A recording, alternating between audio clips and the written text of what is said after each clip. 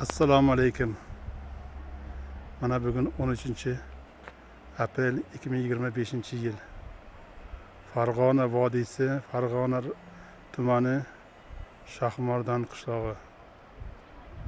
O'zbekistonning eng yuqori nuqtalaridan bittasi.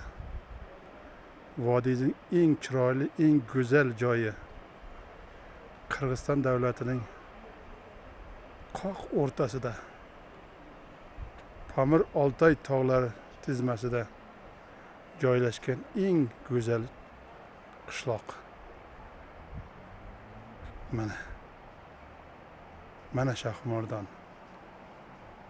Shahmordonga kiramiz deb niyat qildik. Mana bugun niyatimizga erishdik. Bunday go'zallik faqat Shahmordonda bor. Buni ko'rish kerak. Bu yerga kelish kerak. Shahmordon suvidan bir qultum ichish kerak. Shahmordon suvlaridan ichdim bolajon degan qo'shiqlar ham mana shu joyda paydo bo'lgan. Mana shu yerda ijaragan. Tog'larning o'rtasida, soyning ichida bir go'zal qishloq paydo bo'lgan. Butun jahonni o'ziga maftunkor qiladi. Barcha sayyohlar shu yerga kelib, shu yerdagi qadam joylarga ziyorat qilishni niyat qiladi. Mana shunday go'zallikda, mana shunday zo'r joyda biz bugun ziyoratlarimiz Alloh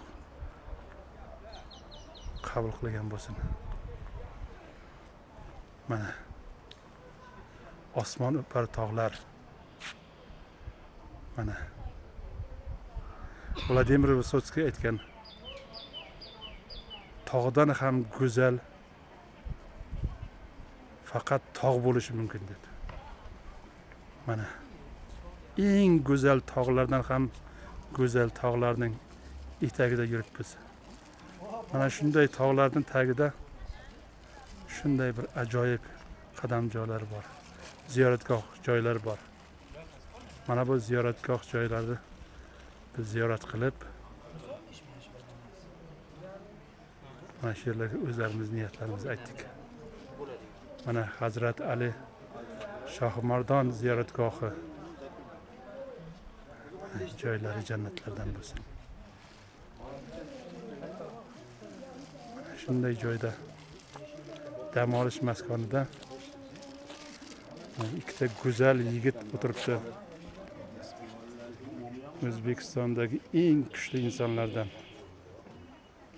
Mana Eshimxon Eshanbobo bilan Baydulla Eshanbobo ikkalasi o'tiribdi.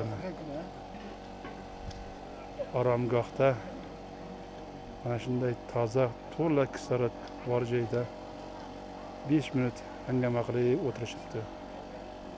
Ziyoratlari qabul bo'lsin. Alloh